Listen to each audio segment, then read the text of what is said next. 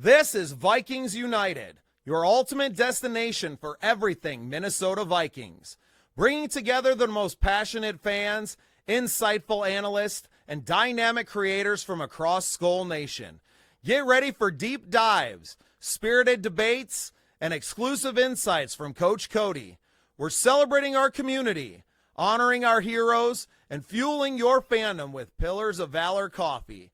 This is more than a show. It's a movement. This is Vikings United.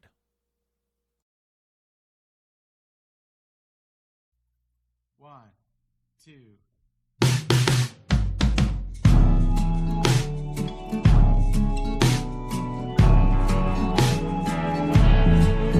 Sleigh bells ring, are you listening? In the lane, snow is glistening, a beautiful sight.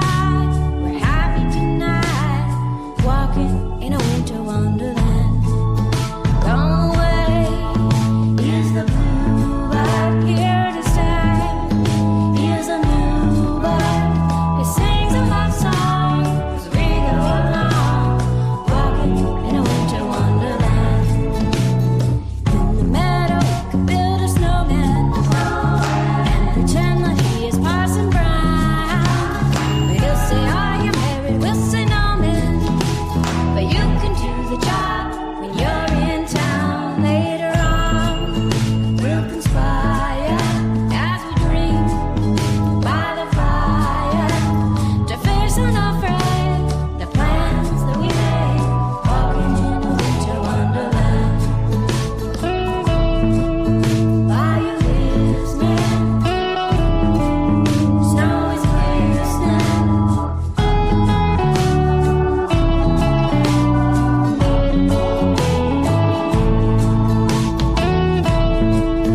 Where's the bluebird? There's a new bird.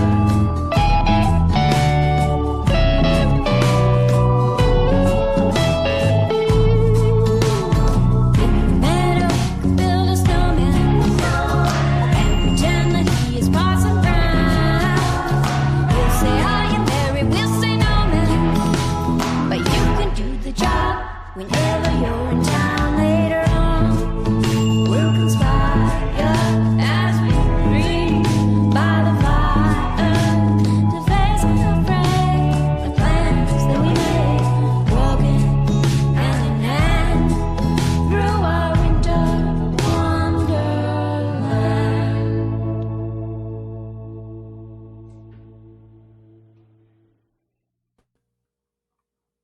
Welcome into the Scene Project Sports Network. This is Vikings United. This is a very special holiday edition. Ho, ho, ho to everyone out there. A very Merry Christmas to you.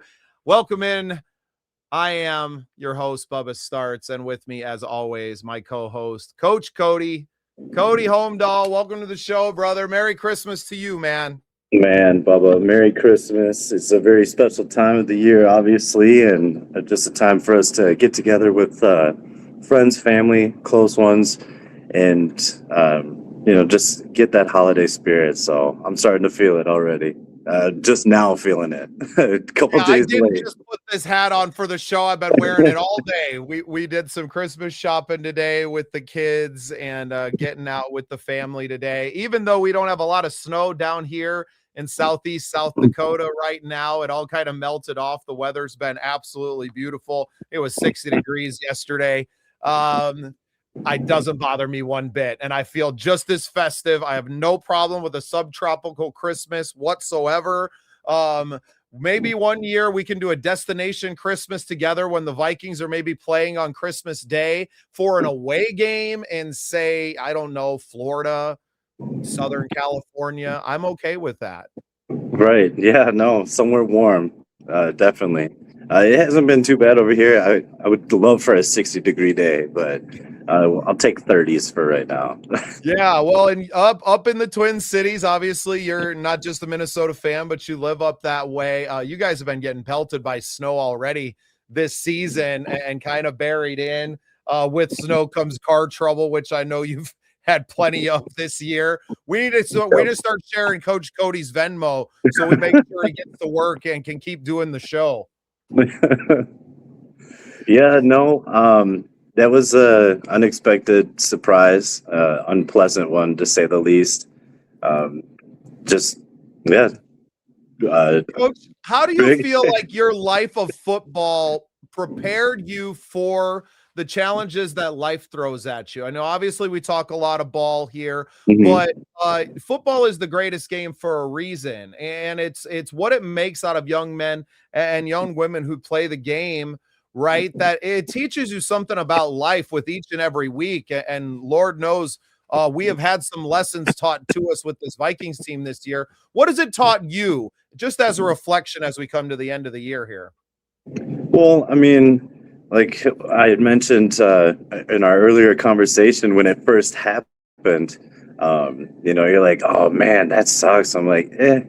There's three things that you do or that I'd like to do when things happen. One, it is what it is. I actually learned this from one of my mentorship classes, but one, it is what it is. I mean, you can't go back and change it. You just got to go forward, harvest the good, take whatever good you can from any situation. Even in a bad situation, you can always find a positive. And then number three is let go and let God. So, I mean, I've been sticking to that, and that usually helps me because old version of Cody would have absolutely crashed out in that moment. No red solo cup tonight. No, I actually landed a really nice job opportunity getting into real estate. So I got a lot of classes and courses to go through. Oh, well, you're going to do great at that. And as soon as you got that license, we'll be sharing it on the show and getting the word out there. So, hey, if you're looking to sell a house in the next couple of months, you can get a hold of Coach Cody and Oh he yeah, can I'll help treat you you right. out. Before we get too far into the rest of the show, we got a lot to get to, guys. We're going to do our, since the Vikings are playing on Christmas Day, we're also going to do our pregame show tonight, and then we're going to run this all as a replay on Christmas Day. So if you're watching this on Christmas Day, a Merry Christmas to you, and thanks for tuning in. We're going to get to a word from our sponsors, Pillars of Valor, and then we'll be right back.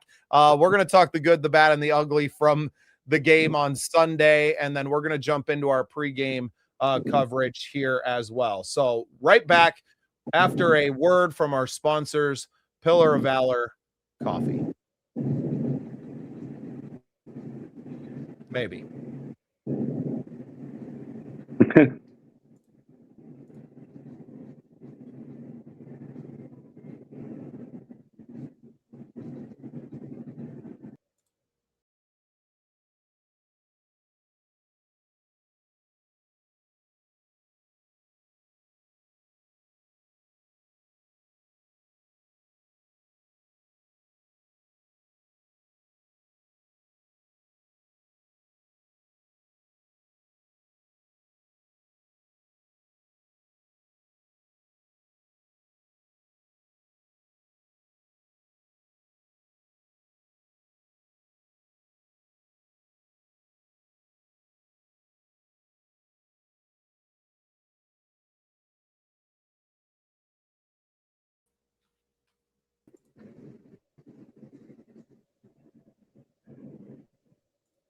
All right, coach. I don't know if any of that played, but we're trying. I was in a little bit of a rush tonight getting everything ready. So if something screws up, I'll take the L on that. It's all good. It doesn't bother me. It's not the first time. But it's part of life, right? The old me Yes. as well, coach, would have just crashed out here, would have got mad, thrown some stuff. My Yes. cat's in the background going bananas. She didn't get her allotment of attention today, so she's losing her crap back there. It's it is what it is. Oh, that's why that did that. I see now. I see what I did. Here, let's try this again, coach. Let's try it again. Let's run As we it. cheer on our Minnesota Vikings, let's also recognize true heroes. Pillars of Valor Coffee isn't just about exceptional taste. It's a veteran-owned company with a powerful mission. With every purchase, you're directly contributing to programs that empower and support veterans and first responders. Imagine starting your day with a rich, bold coffee that also fuels a vital cause. Pillars of Valor Coffee is dedicated to making a tangible impact, honoring those who've served our nation and communities. Join them in their mission. Visit pillarsofvalor.com to learn more and get your bag today. Pillars of Valor Coffee. Great coffee, greater purpose. Hey, all right. We did it. We made it through. Yes, sir. Yes, sir. We got it. All right. So let's get in the gooder, the eeler, and the yoder. That's the good, the bad, and the ugly in Vikings, Yiddish, or I don't know. I don't know what they spoke. Some version of something Norwegian.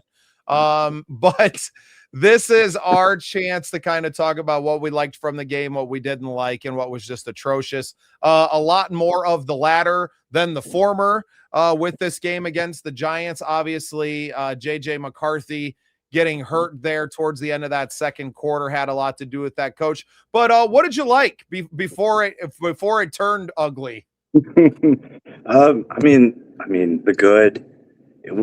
Obviously, we're coming out with a win. Kept that winning streak alive, 3 in a row. Let's keep it going. A quick turnaround here, but I like the fact that we were able to work in Justin Jefferson, try to get the ball to him early.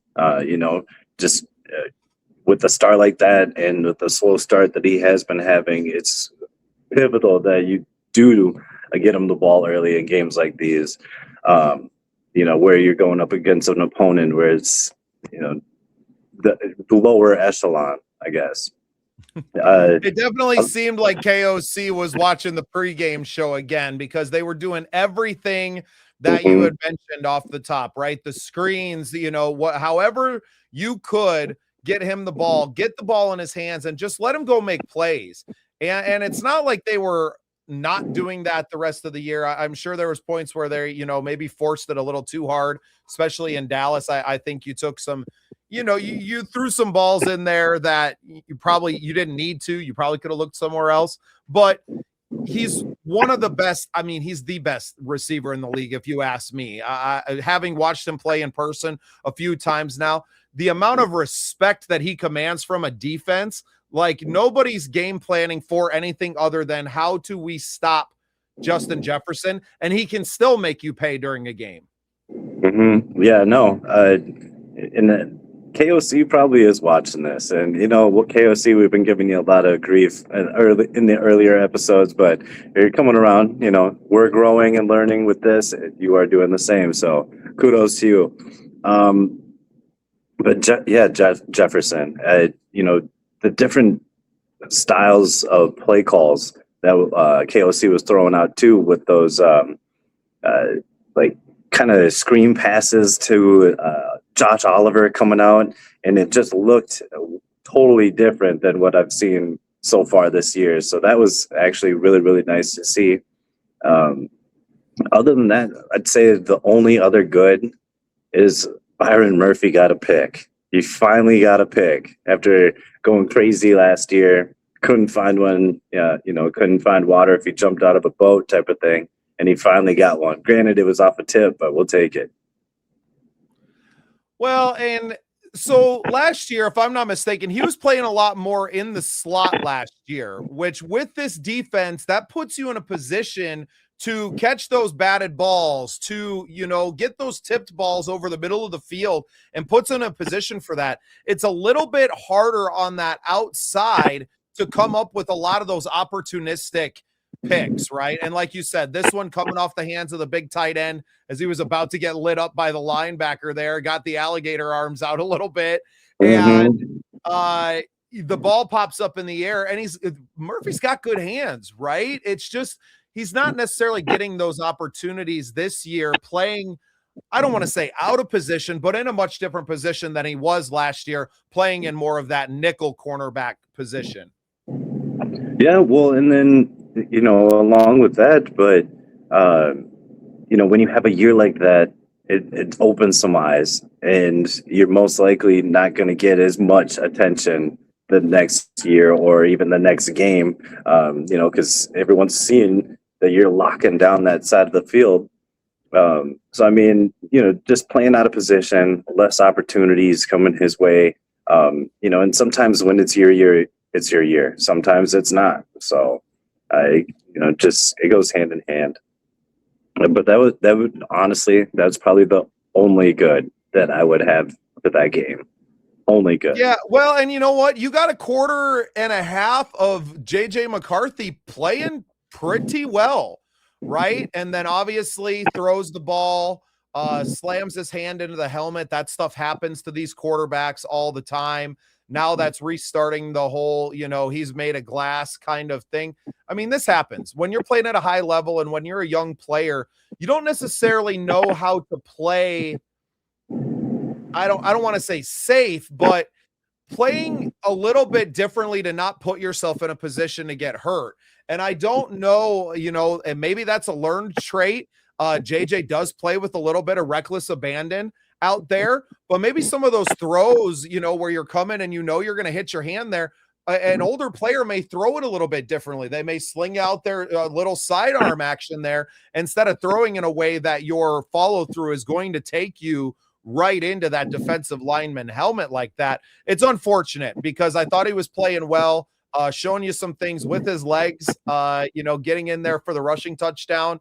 And, the pick six obviously got called back, but even that one, not really his fault. Neither one of the picks, I would say, were his fault. Yeah. I know the pick six got called back, but your receiver's got to catch the ball. And I feel like we can kind of transfer into the bad from here because Jordan Addison dropped a fucking dime off of his chest in the end zone again. Like, what the hell, man? Get your act together. Well, and that's what I'm saying. I brought it up a couple weeks, maybe 3 weeks ago, but I asked the question, which Addison are we going to see? Because we could see the Addison that comes out and can damn near be that number 2 wide receiver. Or you see what we saw this past weekend where, our quarterbacks finally can get you that ball down the field and you're not even it hits you right in the chest and you're going to drop it. That's ridiculous. That pick, like you mentioned, both those picks, I'm not putting that on McCarthy one bit. That screenplay that he ended up getting hurt on. Screens are they're basically allowing the defense to get upfield quick. So Cody, that's not even the one that he got hurt on. He hurt his hand earlier in the game.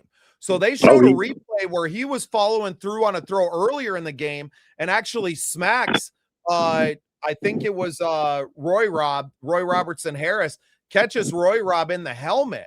And honestly, I'm going to be real about that strip sack that they called. The ball was out before he got tackled. If you see the rear end zone, the all 22, when you see it on the all 22 and you get that end zone look at it, that ball's already out. He was trying to dirt it, and I think he kind of lost control of the ball.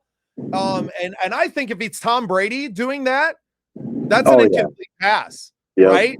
But and then he gets lit up there, that ball's out. And they only showed that replay one time. They only showed it on one time coming back from the halftime. And I saw the one replay and was like, that ball's already out before he ever gets hit. So it wasn't necessarily on that play, but then probably gets, re-injured on there. And they're coming over, or they see it like, hey, what happened on the play? And he's like, man, I can't grab the ball. You know what I mean? Or they're, bitching at him, why didn't you hang on to the ball? What are you doing? And it's like, man, it slipped out because I don't have that grip strength. And that's where they start to do the testing. You see him wince on the sideline there. So, yeah, man. I think if that team's even if those teams are contending, I think they take another look at that play. And because it was in the final 2 minutes of the half, that it gets an extra look. But I think because it's such an inconsequential game that nobody even cares to watch the replay, right? Like nobody in New York gives a shit. Like it doesn't matter. You're a low priority. But to me, ball was out. You can see it clear as day. That ball is out. And I think it's related to the injury that he sustained earlier in the game. That's my bad. Thank you for picking me up on that. You had texted me about that when I was getting my tire up out of the ditch, so I was still climbing up out of that valley. But it was a trip, man. It made me feel alive, though. Feeling all emotions. But other than that, the bad. I mean, just losing JJ going down like that, and now out for this week, coming up against the Lions. It leaves you to question: do probably just shut him down? You probably Yeah, just shut I him don't down. think he's coming back. I just, especially if it's a hairline fracture, there is no reason to go back out there and risk it, especially because you've seen a little bit of growth. I know a lot of people want to see more, but there's a lot they're going to be able to see in this off season because I don't think quarterback is your first move. I know a lot of us fans are like, you got to get somebody. I think that's going to be a pulling someone off the script. You don't know who's going to get cut in training camp. Right. And I think it's going to be more of that than, I don't think they're making a big splash at quarterback with trading for a starter, a Matt Stafford or a Joe Burrow. I don't think that's happening. I think a percentage chance of that happen in the teens, maybe in the high teens, right? Like a 18% chance maybe of something happen because the offer that you would make would be too sweet, right? If Burrow's available for 2 firsts and 2 seconds, now I'm talking, but 3 first rounders, I don't think you're bringing the Vikings to the table, mortgaging your entire future in that way. But yeah, losing JJ sucks, man. Well, and even 2 first rounders and 2 seconds, because you can package those 2 seconds into a third first. So he's a good quarterback. I would love to have him on our team. All this talking about him possibly coming to the Vikings, or all the different scenarios that would bring him here. He's been hurt just as much, if not more, than JJ McCarthy has, though. Yep. So I mean, the draft capital is that's too much for me. And as much as I want to go for an offensive lineman, I'd go for Jeremiah Love. Just saying, KOC, if you're listening, Quasey, Jeremiah Love. But I think you got to shut down JJ McCarthy, and that you already shut down Darisaw. Then it brings into question, how long are you going to keep Jefferson out there? Now, he's so close. He's got 27 yards to go to break Randy Moss's record for most yards by a receiver in his first 6 seasons. I think if these were, wow, Detroit plays inside, but and both of these games are at US Bank Stadium. I think if you were playing away on week 17, right? If you were playing in Lambeau and he already had the record, so say like he gets the yards this week and they were playing outdoors in Lambeau, I'd say they might shut him down. You know what I mean? Or maybe on a pitch count or something. You just don't risk it. But both of them being at home, indoors, you feel like it minimizes some of the risk, I guess. It's if he gets it this week, it'll be interesting to see what they do. Obviously, he's playing on Christmas Day, but it'll be really interesting to see if, like, the 1,000-yard season, these records that he's chasing down, if those are done, it'll be interesting to see what happens in that last game of the season. Yeah. Yeah, of course, he just because the Vikings are playing on Christmas Day, even if we were, winless, they would still shut down most of the offense. They'd bring them back out just because Christmas and Jefferson. So that makes sense. But the ugly, just the whole game in general, I thought was just ugly. Refs didn't help us out, with a couple of calls you had mentioned. I had missed that one. What do you want to explain that call? Which one was that? I think was it the roughing the pass? No. Yeah, there was a roughing the passer I didn't agree with at all. Eric Wilson, I'm pretty sure, is who they called it on. He came in and, I mean, it was a little bit delayed. Jackson Dart's moving around back there.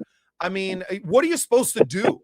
what are you supposed to do when you're playing this fast? And it totally changed the game because they ended up getting 3 points on that drive to tie it. Now we came back down and were able to kick another field goal to take the lead for good. But it was a 15-yard penalty when they were at about midfield. It was on 3rd down. So it was a sack to force it to 4th down. I mean, it wasn't malicious. It wasn't like it just, I don't know. I don't know. We talked about it pregame about exactly like you're taught to wrap them up. I just don't know. And I get it. Inconsequential game. Are they going by the letter of the rule? Yes. The rule sucks. Like, and that's kind of where I'm at, is that like the rule as it is written and as it's called out here, it is just awful. Absolutely awful. I can't stand it because it changes games. And had this game been of some consequence, it has ramifications, right? And I don't agree with it. He didn't hit him. I think they called it helmet to helmet. But what are you supposed to do?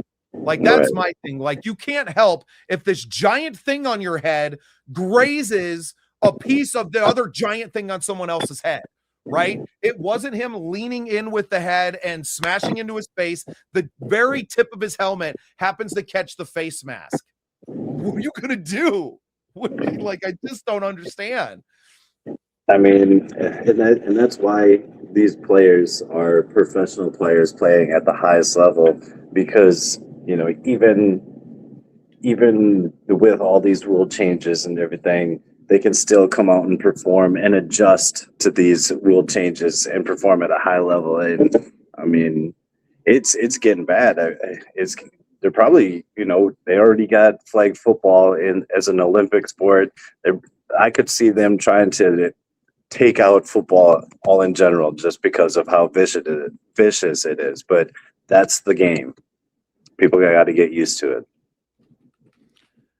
I just don't know what you're supposed to do in that situation as a defensive player, because Wilson had, like, it was a little bit of a delayed blitz to begin with, and he kind of comes free as Dart's moving around in the pocket, and he had a good 4 or 5 step run. I mean, he is moving full speed at this point. What is he supposed to do differently? I don't understand. I just don't understand. So do you just let him go? Do you not touch him at all?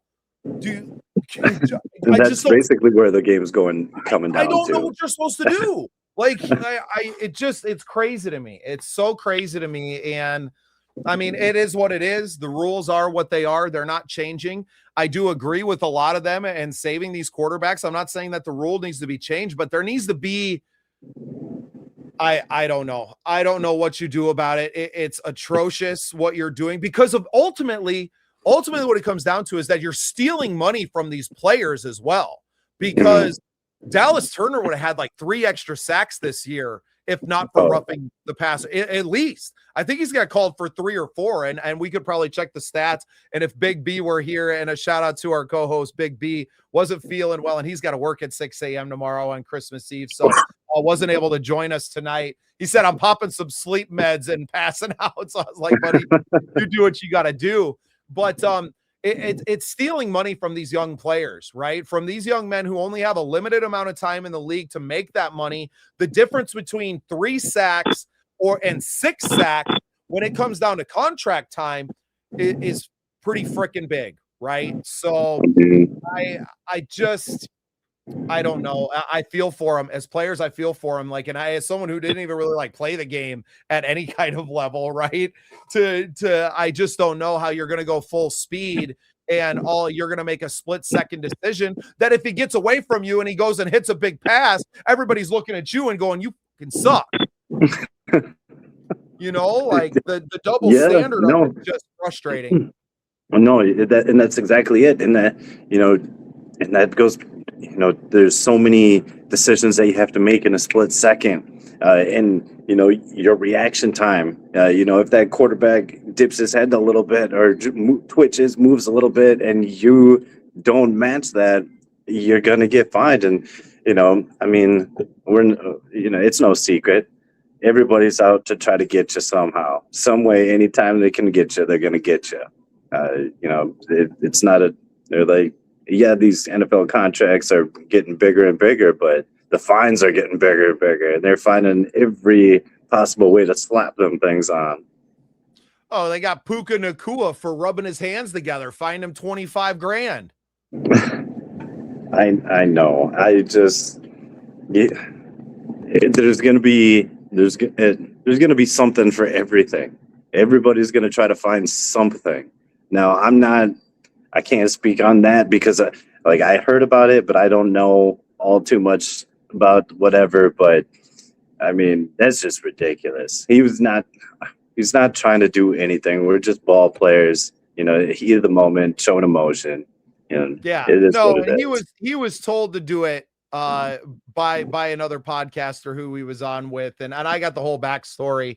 Another podcast that I listened to. Shout out to Andy Frisella, the Real AF podcast. They went pretty in depth on it, but it goes to show you, man, this league is just unreal with their rules and everything that you're trying to do, and to play at this high of a level. And you know what? Honestly, it's only a matter of time before the talent starts to leave it, right? Before somebody else with a whole big boatload of money goes, you know what? We're going to make a rival league. And I know some people have tried, but there's only so long that people are going to continue to support this kind of crap.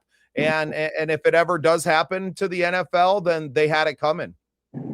Yeah, no, you make your bed, you can lay in it, type of thing.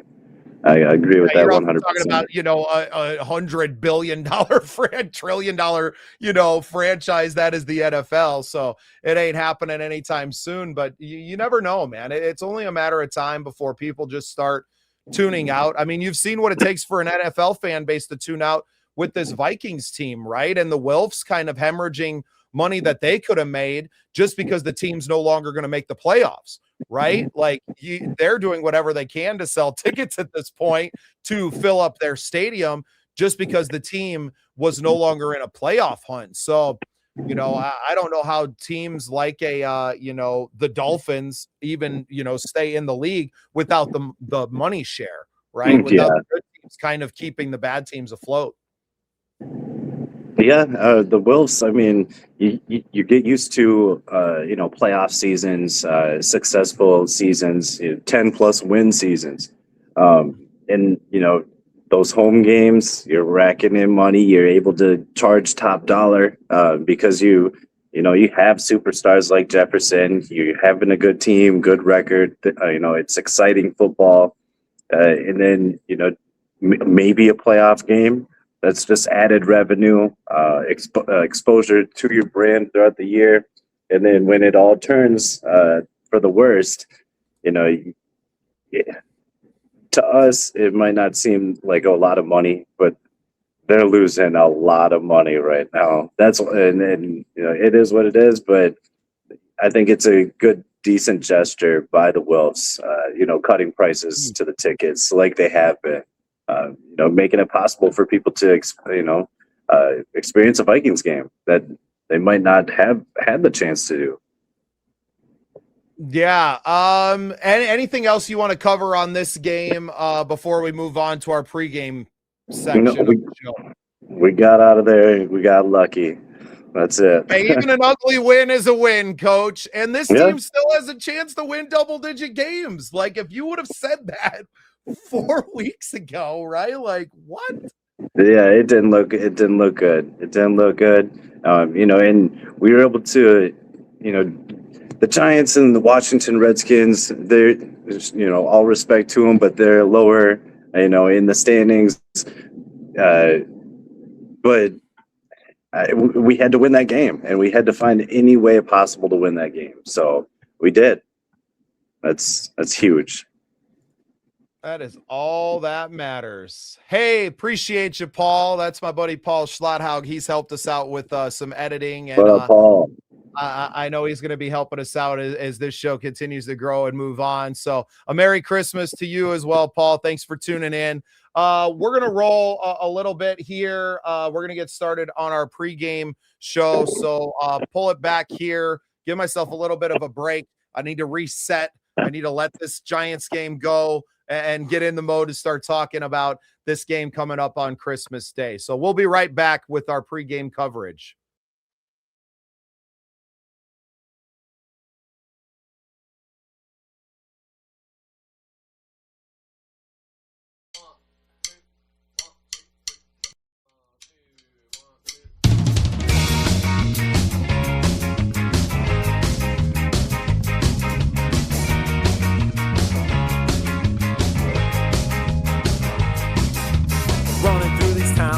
Psychedelic sounds, I leave my heart down on the ground. Since I don't have you around, I'll grab a bottle off the shelf and go and drink it by myself. Say you wanna talk it out, well I don't think I need your help. Think I'm better off alone. I made my whole run on the road. I won't spend my lonely nights talking on the telephone. I find a girl at every show, but I will never let you know how much I regret the past and why watching you go, because hearts ain't smart, they're built for fools.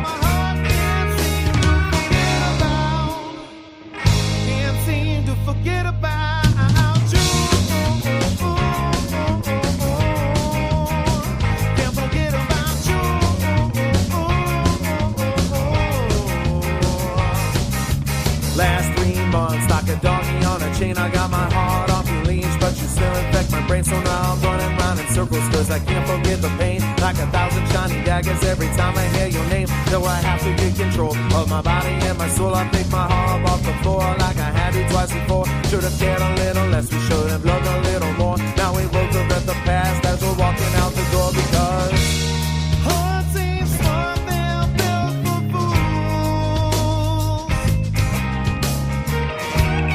Fall apart and let you break all your rules. It'll make you choose between a bottle and the blues. But my heart can't seem to forget about.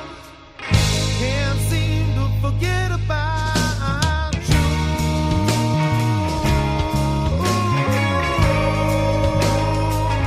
Can't forget about you.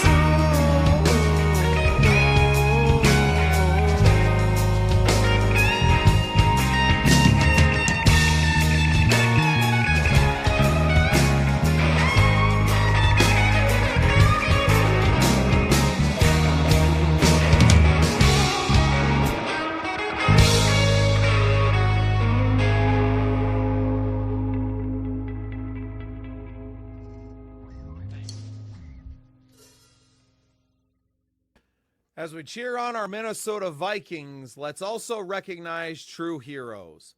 Pillars of Valor Coffee isn't just about exceptional taste. It's a veteran-owned company with a powerful mission.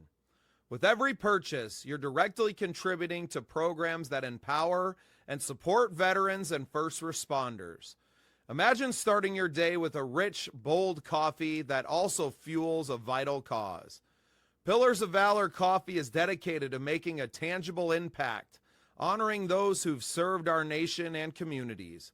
Join them in their mission. Visit pillarsofvalor.com to learn more and get your bag today. Pillars of Valor Coffee.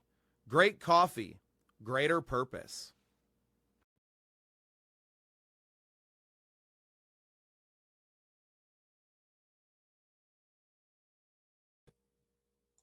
All right, and welcome back now, moving into our pregame coverage. Christmas Day, Vikings, Lions at US Bank Stadium. Fired up for this one. You still want to win. I think a lot of people looking at the way winning this game can affect the schedule for next year, or it can affect draft stock. I don't know the draft is as much of a thing as beating the Lions can definitely affect the way that the schedule looks, at least right now, looking at, the third and fourth place, the difference between the third and fourth place schedule. So a lot on the line here. I think there's definitely a contingent of the fan base that is kind of hoping that the game isn't awful, but you don't come out victorious. I am not of the, I don't have it in me to root for a team to lose, right? Like, I don't want to watch my team lose ever. Coach, can you talk about from a locker room and culture standpoint of like, culture is everything. And that's what you're trying to build here. You don't ever want it in the locker room that these guys are thinking about, you know, what this has for next year, right? No, not at all. You know, it's inevitable that people are going to anyway. So you just try to minimize it and try to make it as less of a distraction. I am in the same boat, kind of, sorta. You know, as a coach, I'm going for the dub. I'm going for the win, 100%. As a fan and if I'm thinking about it from like a higher top management spot, Wilps and Quasey, the Detroit Lions and the Green Bay Packers are still in the hunt for the playoffs. I just, as a Viking fan, do you lose the game? Do you rest your starters like you're already planning on resting Justin Jefferson or JJ McCarthy? You're resting some of the offensive line. Do you shut it down and see what you have depth-wise to help you make decisions for the offseason and making cuts? And if you win, you're just helping out the Packers. And that's just something as a fan I can't get behind one bit. I feel you there. Yeah, man. That was the easy part about transitioning from rooting for one NFC North team for most of my life to donning the purple and gold or the purple and white now. And it's going to be the whiteout game on Christmas Day, which we were at the whiteout game last year on Monday Night Football. And what a fucking experience, man. It was so incredible. Everybody dressed up. Obviously, we've had Sir Picasso on several times now. He's also Darth Viking. And so to see him in the all-white Vader and everybody dressed up, it's just so cool, man. What a great look. So going to be a ton of fun out there regardless. I think it makes it hurt like a little bit less. And now that JJ's not playing, and no offense to Max Brosmer, I mean, he's an undrafted rookie for a reason. The expectations aren't very high for him. Detroit just lost that crazy game at home against the Steelers. That final play was totally wild. I've never seen anything like that. It was, my wife said it was awesome. It was an incredible experience. And I can't talk enough good things. Kind of unfortunate this year that it was on Christmas Day because that poses so many challenges for a lot of families, right, to get there. And then the game just kind of beat out of it. I know a lot of our VWO friends actually did some giveaways with their tickets and got some single parents out there into the seats. So that's really cool. Shout out to Sir Death and a lot of our other VWO crew that did that and got some really great seats in 140 out to some incredibly deserving parents out there. But I mean, this Detroit team, this is a must-win game for them to even stay in the hunt yet. They're not in a playoff spot right now. They have to win.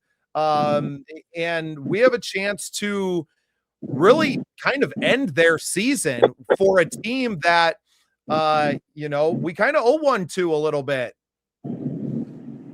Yeah. I mean, it's tough because it's, whose season do you want to end? When it comes down to it, if we lose this one and we help out the Lions, it's also helping out our draft position, which I know a bunch of fans have been eyeing up since probably week 5, week 6.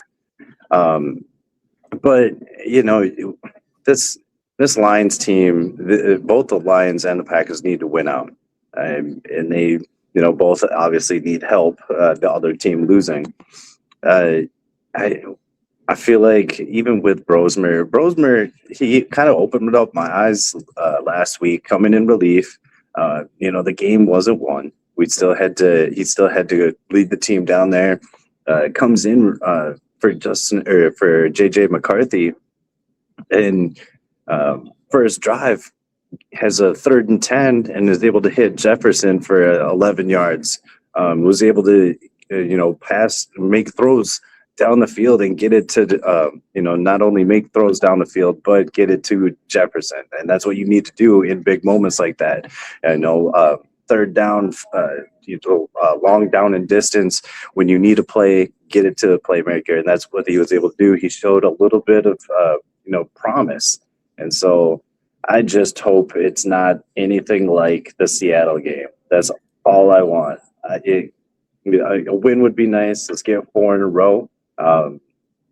But just look better than you did your first start.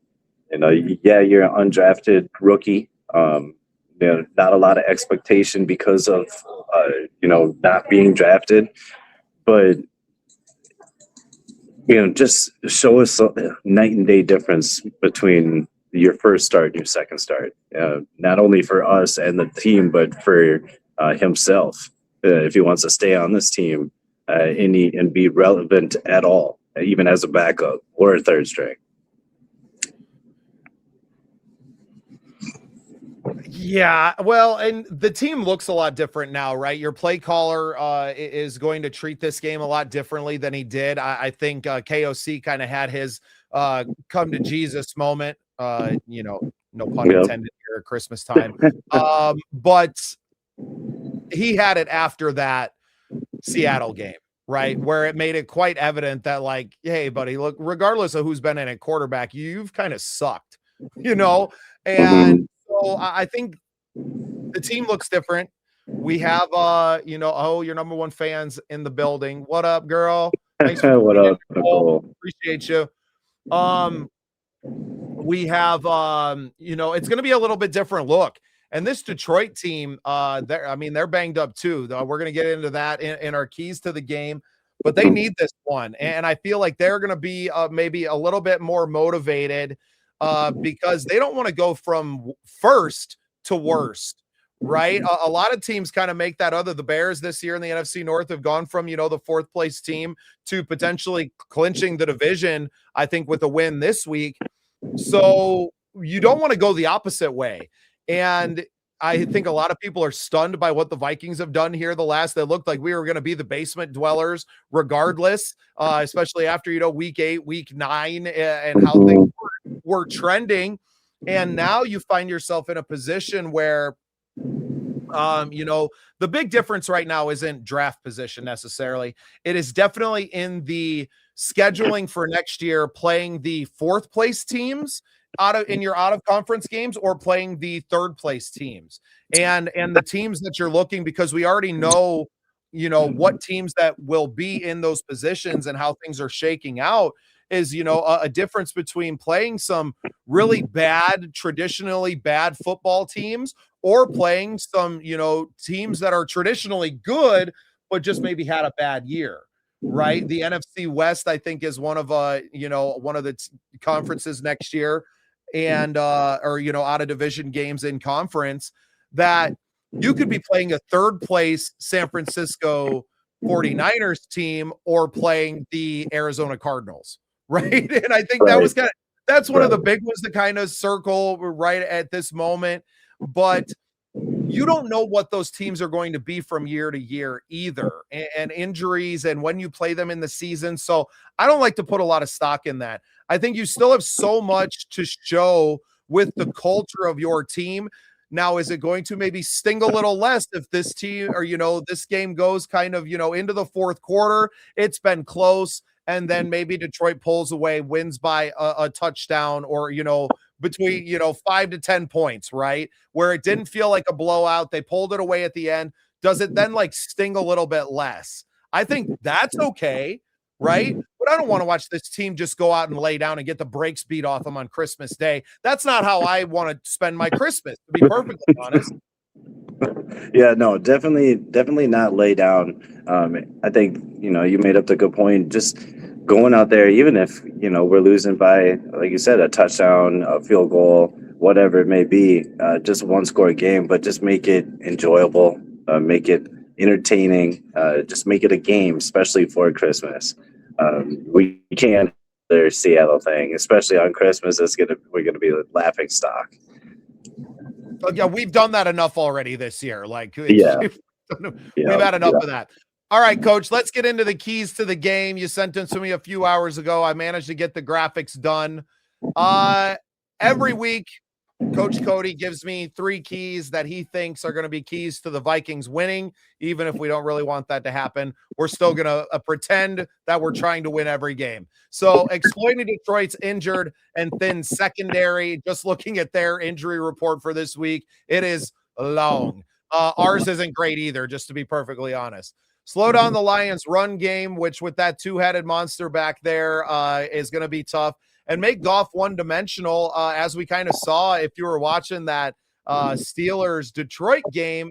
This offense looks a lot different than last year. So, and then playing smart and disciplined football against the Dan Campbell chaos, which there's still no lack of that. That is very much the same this year as last. But let's talk about this Detroit secondary. I'm going to let you go ahead and talk a little bit. I'm actually going to bring up their the injury reports while you're doing that. Yeah, do your thing. I mean, Detroit. First of all, just that game. I just want to comment real quick. That game against the Steelers, that ending was crazy, absolutely crazy. They are, like I said, they're still in the hunt for the playoffs. After a game like that, they're going to be hungry for a win. So we got to be on our toes. But regardless, this Detroit team, they're hurt. They are hurt. This is no joke. These guys, they lost Laporta, their tight end. They've been losing people left and right on the offensive line too. They had to bring back old veteran Dan Skipper. Shout out to him. Let's see. Their secondary has been taking a huge hit. Yeah, they have playmakers like Aiden Hutchinson, Anzalone, but their back end, their corners and safeties are just, they're dropping like flies quicker than they can get them in the building, it seems like. And especially at the safety position. And because of that, they've been giving up a ton of explosive plays, a ton of them. When the safeties, I don't know why the Detroit Lions have done this, and not made an adjustment. But when I'm telling you right now, look for it in the game. When the safeties are deep and just too high, deep safeties, if we don't run the ball, I'm going to be extremely upset. There's a weakness right there. But with that, those injuries, lining up in the back or with the cornerbacks and DBs, I mean, there's no reason why our wide receivers can't do any type of damage whatsoever as long as Brosmer can get them the ball. They actually lost another one. I don't know if he is still on the injured or like the injury list, but safety Avonte Maddox, he ended up actually getting pulled mid-play. They had to stop the game and bring him into the blue tent, probably for a concussion. So that's just right. another. And he's listed as a cornerback, but he did not participate in Monday or Tuesday's practice. So I would say he's trending in the wrong direction. Another surprise on there, and it's just due to illness, but David Montgomery didn't participate in practice today either. So if he's still a little under the weather, depending on what it is, the flu can kind of keep a guy out, but even if it doesn't keep him out of the game, could be something that limits his usage at least, and he's a big part of that rushing attack. Yeah, no, absolutely.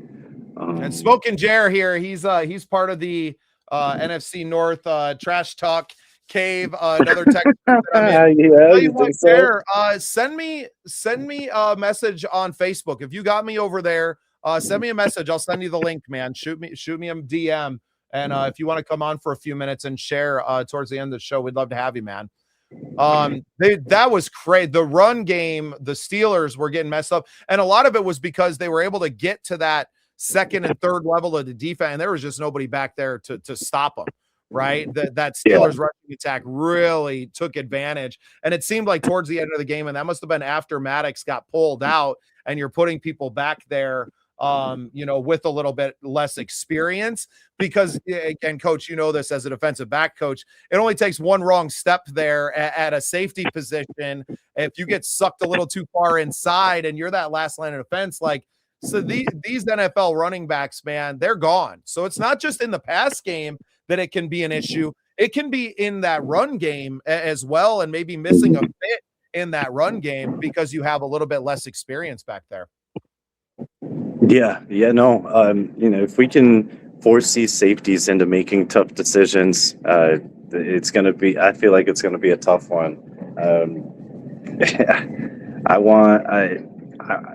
They do have one corner that's up and coming, number 23. I think it's Rock Yassin, but he's been like one of the only bright spots, playing, coming in to and being that next man up. He's been making plays, so they have some people, coming in for depth and actually providing depth. So as long as we, I guess, take calculated shots, I don't think we're going to take many with Brosmer, but who knows? We got to keep them guessing a little bit. So and maybe one or two. Brosmer doesn't have a good arm, right? You saw him throw that deep out to Jefferson. You don't make that throw without an NFL arm talent. Now, I think it's a lot of other things. I don't think he's as good of an athlete as a JJ McCarthy. He's not as big. He's not, just like in stature, right? But he's got an NFL caliber arm. So I wouldn't be surprised if they try to take advantage of that a little bit and to try to hit some of these deep shots early and get out there. And I know, what, I was just looking at the injury report for the Vikings too, and it's long. So Hawkinson with the shoulder did not participate in Monday or Tuesday's practice. Ryan Kelly, I'm going to assume he's out, concussion, did not participate Monday or Tuesday. Jordan Mason did not participate in Monday or Tuesday's practice. And obviously we talked about McCarthy already being ruled out. Brian O'Neill limited on Tuesday. Aaron Jones limited both Monday and Tuesday. And Ty Chandler, unfortunately, went on the injured list, but he was a full participant both Monday and Tuesday. So, you're probably going to see quite a bit of Ty Chandler, I would assume, and maybe some tricky things back there to get maybe some of these speedy wide receivers, a Naylor, and I know we got Ty Felton back there. Maybe you're seeing a little bit more of that, taking some pages out of Dan Campbell's book and throwing some of the trick plays. Hey, maybe we'll see the flea flicker this week. Hey, Beal get his Christmas wish. At least it's at least one thing come true. We can hope for that. That's for sure. Awesome, man. Well, I think we covered the secondary pretty good here. Let's move on to key 2. Slowing down the run game. Make Goff one-dimensional. Now this is tricky. They have an explosive offense. Amon-Ra, St. Brown, Jamison Williams, as their wide receivers. They got this young guy, Isaac Tesla, and it seems like this dude, all he does is catch touchdowns. So, even with Laporta out, they have weapons on the outside, Montgomery and Gibbs. Like you mentioned, if Montgomery doesn't play, that helps us out a lot, but you still got to stop Gibbs, and that is a very tough thing to do. You can't stop him. You just try to contain him. And so, with Detroit having a loaded offense, they love their running game. With 2 running backs like that, you're going to lean off of it. And then that's when Amon-Ra St. Brown makes his money. If we can stop their running game, limit the damage that these 2 star running backs can do, and make Goff throw. Yeah, Goff is a veteran quarterback, above average. Anybody would like to have him. He isn't fast or mobile at all. He's just going to stand there like Brady. That's why you always take the under on his rushing yards. But Yeah, even if it's 0, hammer the under. Even if it's 0, take the under. But yeah, if the Vikings must take away the run early, force Goff to beat them consistently through the air with injuries along the Detroit offensive line. Laporta out. This is a moment to attack them. If you can get pressure in the middle, big boys, Allen and Hargrave, you got to show up today, because if you get pressure in the middle, he's not going to be able to beat you on the outside and escape. So this could be a big opportunity for the defense and for Flores. Right, and Hargrave limited participant in the last 2 practices as well. Jer, I see you backstage. We're gonna get through the rest of our keys and then we'll bring you in, man. Appreciate you tapping in with us tonight. Looking forward to talking with you and getting to bring you onto the show. Yeah, I mean, you said it. Montgomery, even if he plays, if he's been sick all week, that is going to be that's going to be something to watch, right? Because he's going to be a little bit hobbled regardless. So we'll kind of wait and see what becomes of that. But basically, there's no telling. If we stop the run, win on early downs, and get Detroit behind schedule for their play calls, make it harder for Dan Campbell to empty the playbook, to dig in his bag and pull out some tricks and hit us with it. Well, and it plays into this Vikings team and what they do well. When you're able to stop that run and you can get the Dallas Turner and Van Ginkel and this defense coming with the pressure and getting after a not mobile quarterback, right? I mean, they got to Jackson Dart, who's he doesn't have a lot of experience, but the kid can move around back there and make some things happen with his legs. You do not have that with Jared Goff at all. So if this defense can dial up the pressure because you have them in the 3rd and long situations in which we excel, we can really do some damage against this and keep a young quarterback on the other side of the field with Max Brosmer in the game long enough to hopefully make a couple of plays. I mean, this game's going to come down. I don't know what the spreads are right now. I haven't checked, and maybe Jared pays a little bit more attention to the gambling side. I don't have any money, so I'm not doing a whole lot of gambling. I'm not paying attention to those things, but it's going to come down. It's a division game. I don't see it, being more than a 5-point game, right? Less than a touchdown, I think is what this comes down to, unless something crazy happens and they're able to force some mistakes out of Max Brosmer down the stretch. Well, and like we brought up a few weeks ago, for KOC, big keys for the game was to sustain drives. We cannot be going 3 and out in general, but with Max Brosmer, we cannot go 3 and out at all. We have to at least move the sticks 2 or 3 times. 12 to 19 play drives. Running the ball, we have to getting first downs. Got to have them.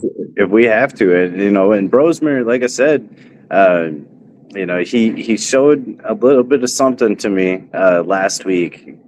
Just coming in and not only holding on, but giving us a position to get that late field goal. So we'll see what happens. Yeah, game-winning drive, man. Hey, I've been telling people, I'm like, that win didn't go to JJ. He might have started the game, but last time I checked, we were tied when he left. Yep. Yeah. All right.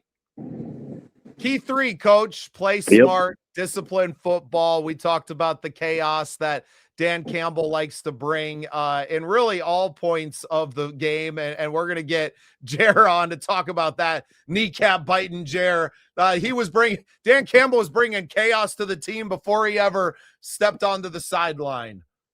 Yeah. You cannot predict this guy.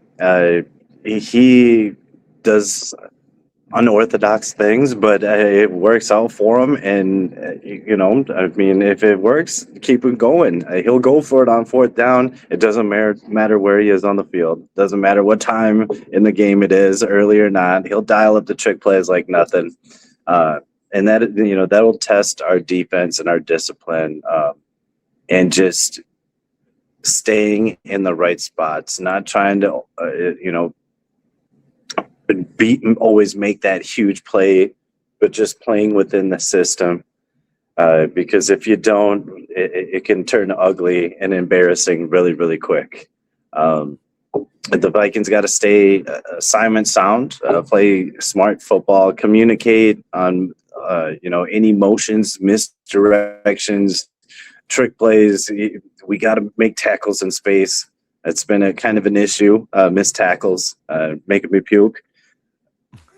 And on the offense, Jameer Gibbs, man, with the speed that he brings, you got to take him down on first contact, because if he gets loose, he's gone. Yeah, he's gone. Yeah, quick twitch, and then he's got that speed. He can stop and start, and it almost looks like he doesn't lose any speed doing it. It's that quick. He's a very talented player. This team is on a historic pace right now. This defense, especially, is performing at a high level. Now, granted, the opponents, some of the opponents the last few weeks, but what is it? They have not allowed a passing touchdown in like 6 games. I guess I'm not. I don't know for sure, but no, I would have to look it up, and I might do that when Jer jumps on with us here in a minute. But yeah, I mean, you have to play fundamental football with a team that's going to try to create chaos with the trick plays, with the misdirection, and you just have to not bite on that and not let it get you. Make some stops on 3rd and 4th down, for crying out loud with this team. Make a damn stop on 3rd down, on 3rd and long, please. Yeah, well, and if I feel like the defense has to come and they got to show up and play. Getting off the field is going to be crucial for them as well. Just because if it doesn't go well on offense, they're going to be out there a long time. So they got to take their opportunities when they can and just make plays, get off the field, give it back to the offense, give us more time to score, even if they're just field goals all day, whatever. Will Reichert, he'll kick it from Yucatan, like I said a few weeks ago. So we got no problems. Let's see, on offense, Max Brosmer, he gets his second start. Let's see how he builds off of last week. Well, and he's got to look for this, man. we said we're going to keep him there, and we weren't joking. No joke at all. One man for the job this week. Well, and who else would we rather pick than Justin Jefferson? He's basically the only exciting thing happening for this team, even with him having a below average, under par season. But I mean, this has got to be the player to watch. He's still got a couple milestones to go to break records. So not everything is lost this season. Like I mentioned, he's 83 yards away from a 1,000 yard season. So let's just get it done this week. I don't want to have to sweat the 1,000 yards for the last game. And then he's 27 yards away from breaking Randy Moss's record for most receiving yards in a player's first 6 seasons. So let's get it. I mean, this line secondary, like I said, in the first half, and then you can shut him down the rest of the year. I don't even care. Yes. Yeah, absolutely. Yeah, that would be perfectly fine with me. Get Ty Felton out there. But against this line secondary, Jefferson should be featured early and often like he was last week. Get him touches any way possible. Also motion, quick hitters, deep shots. It just I don't even care how you do it. If there's slants or curls all day, 10 curls, 7 slants, just get them the 85 yards, 83 yards. Let's get them some. Let's get the record and finish it. Yeah, and you were able to do that last week. So just get it done, and then you can kind of address what you want to do against Green Bay in the final game of the season after that. Awesome, Coach. I want you to talk about your tryouts and everything you got coming up on Sunday, since we're going to get a chance to do that. And then we're going to bring Jer in here and talk a little bit about it. But you got some tryouts happening this week up in the Minneapolis area. Chance for some young ball players to continue their careers. Tell us all about it. Yeah, for those who are just tuning in for the first time and don't know much about me, my name is Cody Hamadal, Coach Hamadal. I am the assistant head coach and defensive coordinator for the Wyoming Cavalry. We'll be playing out of Gillette, Wyoming in the AIF, the American Indoor Football League. And this is my first season with the team, second season as a professional coach on the arena level. And we got tryouts, our first tryouts for this upcoming season, this Sunday, December 28th, 10 p.m. to 1 or 10 a.m. to 1 p.m. at the Toka Soccer Center in Burnsville. I'm looking for all players. You don't even just have to be from Minnesota. The defense is going to live and be housed here in Minnesota, and then we'll travel out there. So, just if you got game, if you think you're a dog and you're not going to shy away from competition, come on out. Show me what you got. You got to show me. You got to see me in person, and we'll evaluate and get the best players out there. And we're going to go out to Wyoming and bring them a ring. I'm going for the second one in 1 year, calendar year. Absolutely love it, Coach. Well, yeah, glad that we can give you a little bit of a platform to talk about the tryouts and talk about the Wyoming Cavalry. Looking forward to covering that team with you. But now I want to bring in our guy, Smokin Jer. Jer, welcome to the show, man. Hey, glad to be here. Love talking football, period. How we doing, man? Happy holidays. Happy holidays. Merry Christmas. We get to watch each other on Christmas Day. Neither of our team can make the playoff, but all we can do is beat the crap out of each other.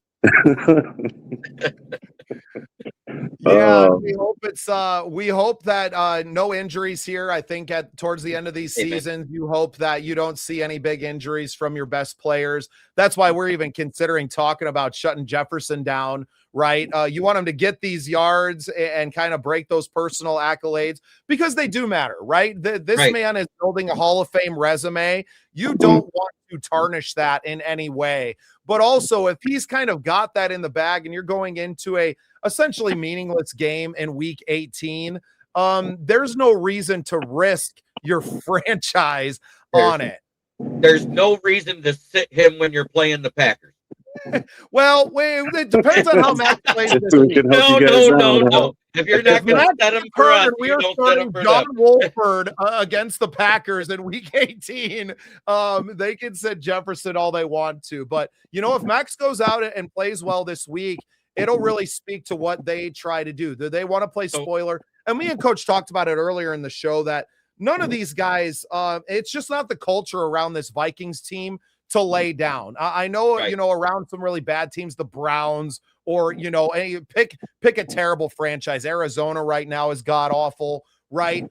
You probably have a culture in that locker room that does that. I don't think you have that with this Vikings team, because if you did, they would have laid down 3 weeks ago, right? Or at least 2 weeks ago in Dallas. They didn't have to show up on Sunday night. They were already mathematically eliminated. So, and I know Detroit, you guys are you mathematically eliminated now, Jer? Is that what you're saying, or they still got Pretty much. I mean, it's like a 7% chance. And what would have to happen is we have to win out. Packers have to lose out.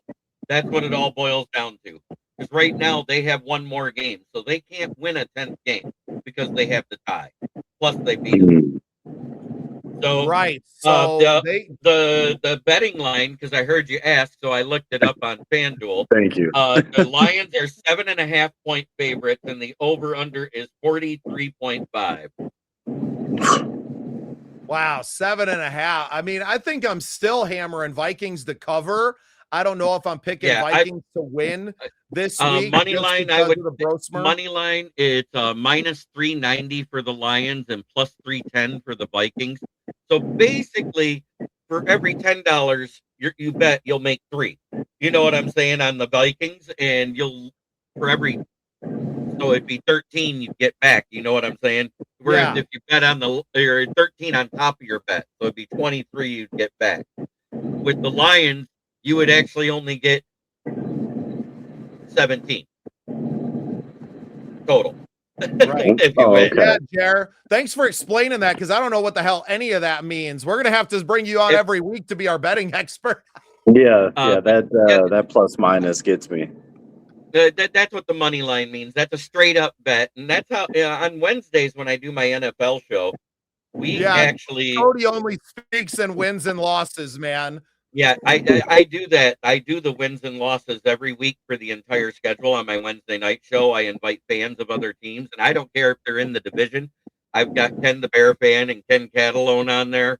I've had a couple Vikings fans before. I've had Patriots fans, Bills fans. I don't care. It's about having fun and talking about NFL news. And we go through the entire schedule and do the pick'ems. And my record so far this year is like 137 and 92. Hey, that's Okay, pretty damn okay. good, man. Go crazy. Yeah, I'm better than 50%. That's all I care about. I don't want to end the year at 50%. You're almost batting. You're batting like 650, man. Just Yeah, quick yeah, math in my head. 65%. Yeah, You're killing it, man. so Killing not it. bad. I got a guy that's killing me. That's one of I shared it to my channel since I said I'm being a guest in enemy territory, Yeah. and a couple of my people have came up.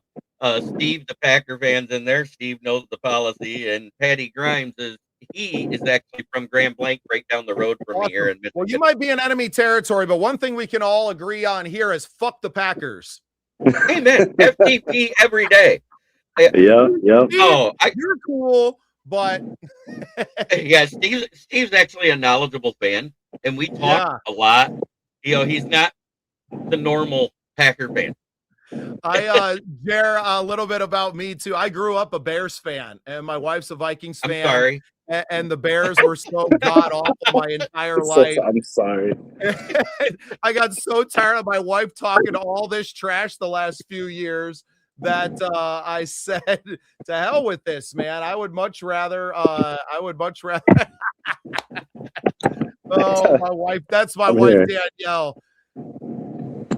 Jer, but yeah, she talked so much smack, and we were going up to watch, like, a little bit harder for me to get to Chicago and get up there. Hey, Steve, what's up to you? And get my wife back in here. She said she got me to come to the, you know what? It was really the fans. And it was really like, even if the Bears won, because I'm outside of the city and I don't live close to any of my family, I got no one to celebrate a win with. My wife's like, shut the F up. Like, I don't want to hear about it. If you beat my team, I don't care. Where now we still kind of watch the Bears games, and both of us, it's just like I'm not emotionally attached, right? And that's great, because the last time the Bears beat them, it was 19 games before the last time. So, and me, I've just become a bigger fan of football in general. Yeah. And a lot of that's had to do with becoming friends with Coach Cody, kind of following his journey first with the St. Paul Bears, and now with the Wyoming Cavalry. We're just like, I like to talk ball, and I like to kind of be in the conversation. I'm a podcaster, right? I came at this. He's a lot happier. Hey, My I bet he is. There's lying, less man. fighting in the house, you know. My Mama's attitude happy, everybody's during happy. football season now is a lot better. And even though the Bears are doing well right now, I've found that franchise can be freaking toxic even when they're doing well. So yeah, and shout out to, you know, my family, and the Bears obviously having a great season this year. Beat the Packers in that crazy game Sunday night. That was, or a Saturday night rather. That was freaking crazy, man. Yeah. So, but also a loveless, Parsons-less, and then their safety, I know, was out too, and it took everything they had. So I you know what, these Bears fans are out of their minds right now. Enjoy it, but when you go up and play some of these playoff caliber teams that are healthy, I mean, you got to beat who's in front of you.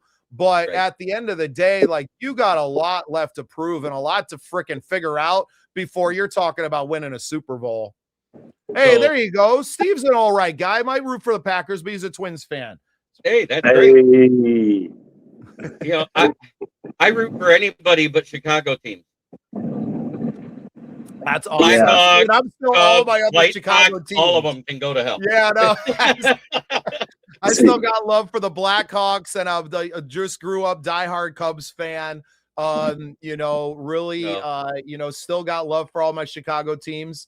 And no, I'm not a Yankees fan.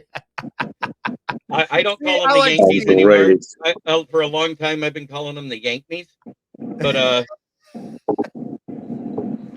How fun, man. Well, yeah, talking about this game, I know you guys lost a brutal game the other night, the other afternoon. I say night, it was the late afternoon game, but it was Yeah. freaking It was was the night middle of when the it night, happened. felt like. Yeah.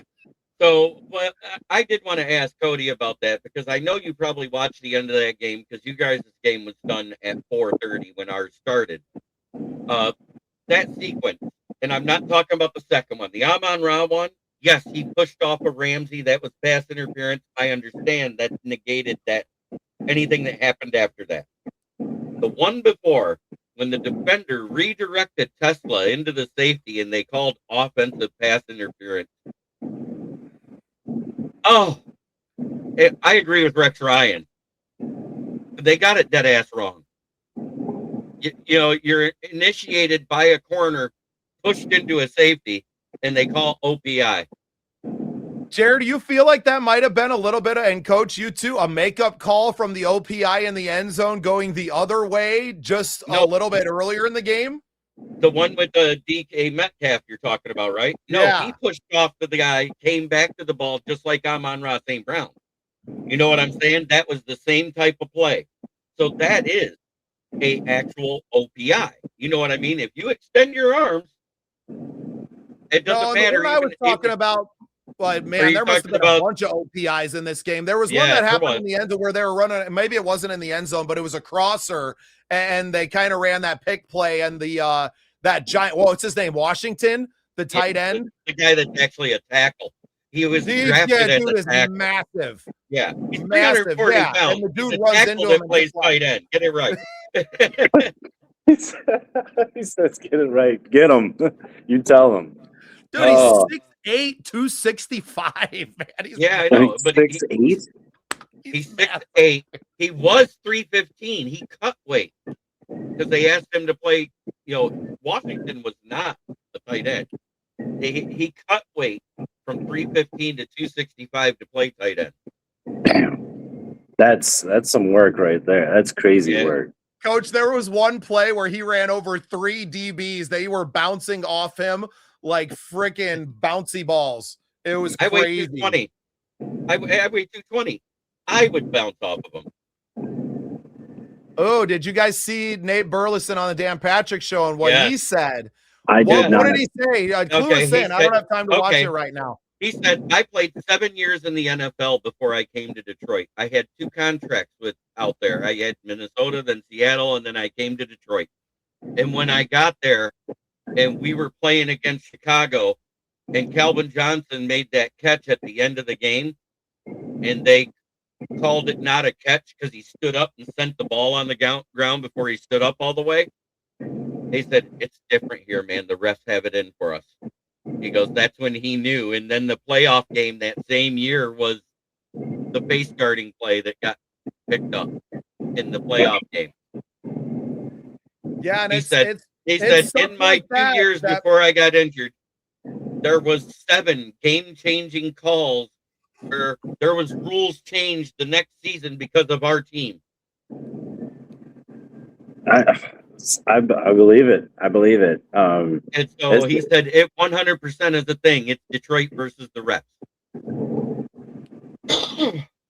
Yeah, I feel that way as a Vikings fan sometimes, but that play, the one you were talking about with Calvin Johnson, that is a touchdown. That is a touchdown.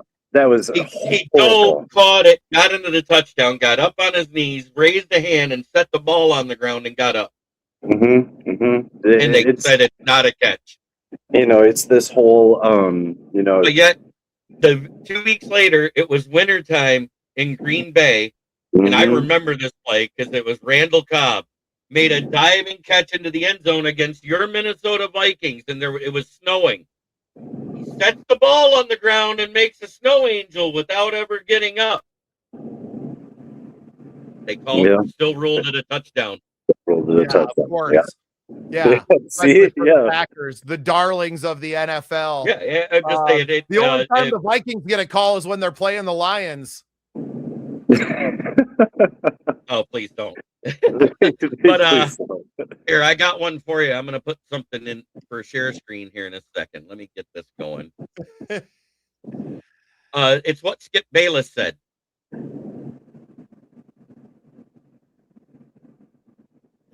Yeah, that was a wild finish, man. And if Amon-Ra doesn't push off there, I mean, for one, he probably gets open anyway. And I wonder if that did they say was that Goff just kind of following the play or was that designed? Yeah, you that never was know with Dan Campbell. no, that was Goff following the play. Yep. And Amon-Ra was trying to lateral it. It hit the ground, but that's a backward pass, which means it's a live ball.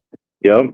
Right. Yep. Yeah. So the Presence of call was mind right. to lateral They that. called it a touchdown, but because the OPI happened before it, it negated the play. Well, and hey, real quick, shout out to Goff, and that should be a lesson to younger players. You know, even the quarterback, like, don't give up on the play. Keep on with the play until the whistle. Play until the whistle. Just because you're a quarterback doesn't mean you can just throw the pass and sit there. Get upfield because stuff like that can happen. Just that's what being a vet and being a pro is all about. So he said the first one was not pass interference OPI. You know what I'm saying? He was talking about the first one at first. Okay. It didn't gain any advantage. Just let him play. The second OPI was the last-ditch drive that cost Detroit a touchdown. Maybe the NFL just wants Aaron Rodgers in the postseason. Hey, I'm not going to deny that either. I'm not. I was like, Skip went off about it. You know what I mean? And then look what Robert Griffin said down there. The second one in the end zone for sure. The one earlier in the game or in, that drive. And that drive was just weird. That whole last drive was weird. Weird penalties on Pittsburgh too to extend things back and just, forth and everything. Yeah, else. just wild. The whole sequence. I honestly thought it was coming down in Detroit. They were setting it up for Detroit to win, and then you have this crazy play at the end. Hey, we appreciate you, Steve. Thanks for tuning in, man. We're a new show. We started halfway through this season. Went through a rebrand. We were Vikings Uncensored, but there's another Uncensored. So we rebranded to Vikings United, which is actually better for us because we got Coach's insight. Obviously, Coach has been a diehard Vikings fan his whole life. I'm a little bit new to the Vikings thing, but still watched a lot of NFC North football anyway. I know that you guys got the trash talk session. I had to leave the messenger group. I don't do the trash talk that much. Yeah, I don't do it that much. I talk with facts, and if I get beat, I say good game. I'm not that guy. But if somebody tries to trash my team when we just beat them, I'm gonna say, wait, you're saying what? 38 years as a Bears fan, I've never had any shit to talk. They won the Super Bowl before I was born. And then they've only made it back once, and it was also atrocious stuff. Yep. Are you saying has football changed since the 80s and 90s, or 100%? The 80s and 90s was a way more hardcore type of football. There wasn't a lot of that ticky tack. You have to put a pillow and a blankie on the quarterback when you sack them. You can take somebody's leg out. So look at what LT did to Joe Theismann. That wasn't a penalty. It would be a penalty these days. Well, and I was bitching earlier in the Vikings game. Eric Wilson had a sack on Jackson Dart where he's coming in. It's a little bit Steve, let me find me on Facebook. Bubba Starts, shoot me a DM friend request, and I'll send a link over to you, man. Or actually, you know what? I think Jer could send it to you because he's probably already got you in a chat. So go ahead and send that link to him. I got how to do it. I can copy it and put it into the chat actually on my side because that's where he's messaging. And to answer Steve's question, I mean, it's 100% changed since the 80s and 90s. You're talking about LT, Lawrence Taylor. I'm from a different generation, so I'm thinking, Brian Urlacher, Zach Thomas, people like those, they'd probably be broke from all the fines, like we were talking earlier. just Ray Lewis, people that were just that's beasts. That should be it, Steve. Yeah, the messenger meta always adds some long freaking code to it, so it looks like trash, but there he is. Awesome. Yep. I'll wait for him to load up on I don't know if you got video on there yet, Steve, or just audio. I'm gonna remove that graphic I put up. No, you're all good, man. It's nice that everybody uses StreamYard so we kind of know how to operate. Bring There in our he is. brother Steve. Welcome to the show, man. What's up? What's up, Steve? How we doing, What's up? Steve? Like I says, I've known JB for a couple years. I always respected him. You know, like I'm not one of these guys that comes in and I mean I can. I'll let you know that if you're going to bash on me, I can bring it. But I'm respectful of people's podcasts because I know people put a lot of work and time in this. But I just love talking football with people. And JB's been one of the decent guys I have met over the years that, like he said, he likes me because I actually talk football. I don't really trash talk. Mm-hmm. I'm not really that type of person. Now, if you want to bring it, because I'll tell you what, right now, I'll bring it. Oh yeah. Hey, but you have to admit, that is the only way Detroit gets in at this point. We have to win out. You have to lose out. That is what they said. That's it. Well, That's the only way. Yeah, but you know, like I don't let anything phase me now in football because I've seen and heard many things. I don't know what to believe anymore. Like I don't know if you guys heard this, but I've been trying to say like there's been a lot of controversial calls about these refs. Okay, a lot. Not just the Lions or Bears or Packers, everywhere. Now, a couple years ago, I was on a pod.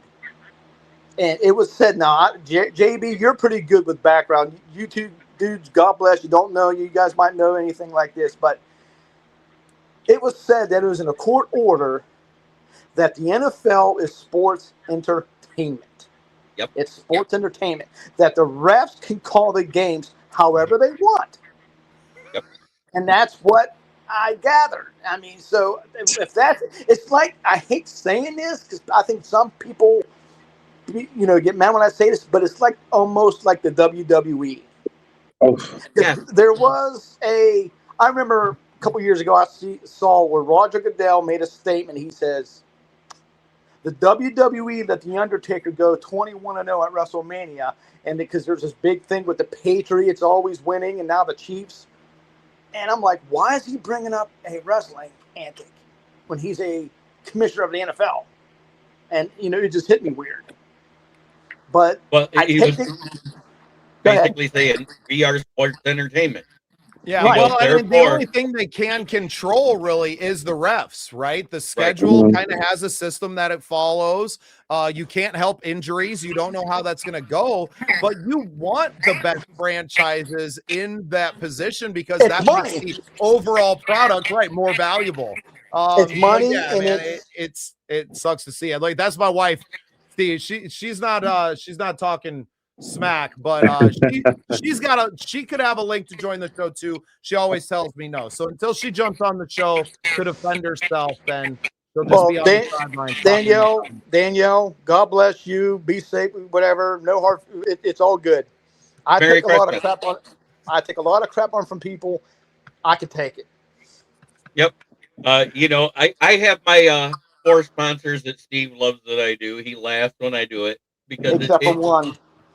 Except for one. I got FTP and it shows the little stick figure screwing the Green Bay logo. And I got F to B for fuck the Bears and it's screwing a Bears logo. Hey, And then I have to say this on his one the show crying before. On his one show before, I was the first person to ever call his show. Yes. When I had a good board that allowed me to hook a burner phone up, and I used the burner phone, and he actually called in, and we did a call-in show. Awesome. Yeah, and StreamYard's great for this, man. I love it. I mean, I do. So what I actually do, Steve, is that I have the Scene Projects is kind of my original network, which is all focused on independent music. I'm a songwriter and a musician, And I interview independent musicians and artists around the world. I've done over 500 interviews on my show. Was that's down working at the awesome. Grand Ole Opry House last month in November, doing interviews That's with awesome. independent artists. And then I just happen to be a sports fan. So I've used my podcasting to get into, I'm trying to work it into credentials for some of these games, right? Get big enough to where we can get in and actually get on the sidelines for some of this stuff, because I've covered PGA Tour events with this, and I got like 70 followers, right? We got 70 subscribers, but because of who I am and knowing the systems a little bit, I've gotten into PGA Tour. I interviewed Rondé Barber and Chris Carter at a charity golf event. Awesome. Got a picture with Rondé. That was really cool. 45-minute presser with these guys, right? It was awesome. Got a bunch of free golf out of the podcast because I'm willing to go out there, bring my cameras, go hit some balls, and make a little promo video for the golf course, right? So it was all about leveraging the media side of it. And I watch a lot of, I don't know if you guys are familiar with the Bears podcast, the Tape Never Lies Network, Draft Dr. Phil, and my guy Shane Martha. So as growing up a Bears fan, I was watching them a lot. And seeing what they had built was like, damn, man, that's cool, but I don't want to do a Yes, Steve. yeah, it's all. I can mute him while I'm talking. But I wanted to do a show, but I didn't. There was already a lot of Bears coverage. Obviously, they're the biggest market in the NFC North. There's already a ton of coverage. You have CHGO. Sorry about that, guys. All these other networks. You're all good, man. But having that out there already, it was like, I want to do something, but I'm not going to break in on the Bears side, right? There's already a million shows. And once I started following the Vikings a little bit, I was like, there's nobody really out here doing, other than Purple Daily, who's a pretty big network with Score North, that's really doing Vikings kind of fan content. And then finding you guys, obviously, through Rob Haspel's and the Viking World Order crew is just like, oh no, we have a platform to talk about all of the charity work that the VWO are doing and some of these other people. So yeah, it was an easy transition then to like, okay, I know all the broadcasting stuff now, this podcasting world. Now we're just talking ball, and who gives a shit? I don't have to be the best in the world, right? I don't have to have all the answers as far as the statistics go. We got Big B from the Coast to Coast Network that's been co-hosting with us. He's a little under the weather tonight, so he's off the air. But yeah, man, it's just fun to talk ball. It's fun to invite the other teams in, good people, right? Talking football. We all care. It's fun to eventually be able to meet up at the tailgates and to, we all play each other twice a year, man. So it's about building a family and growing and just having good time watching ball, man. And I switched. I grew up a Bears fan. I switched so I could root for a team with my wife, right? Like rooting against your wife in football is like the worst possible thing on the planet, because if she wins, she talks mad shit and is in my face the whole time. And if I win, I don't get the same courtesy, right? Oh, no, not at all. Situation and the prop bets can be great. Yeah. But anyways, you were talking about credentialed. I've been lucky enough as a writer, because I write about the Lions for the South Florida Tribune. I have recently been picked up by Roundtable IO. I also write about the Jaguars and the Buccaneers. But I was credentialed for the 2024 draft here in Detroit. Let's go. Let's go. So I had a good friend of mine that performed at it, and that's kind of how I met the Viking World Order. My friend has a band called Trailer Park Country, and he did the song. He did the song "Tailgate Crazy," and it became a little viral hit. The NFL picked it up, and they invited him out to the draft. He was actually at the Hall of Fame game this year as well. Nice. So yeah, shout out to Trailer Park Country. Look them up. They're friends with all the super fan groups now.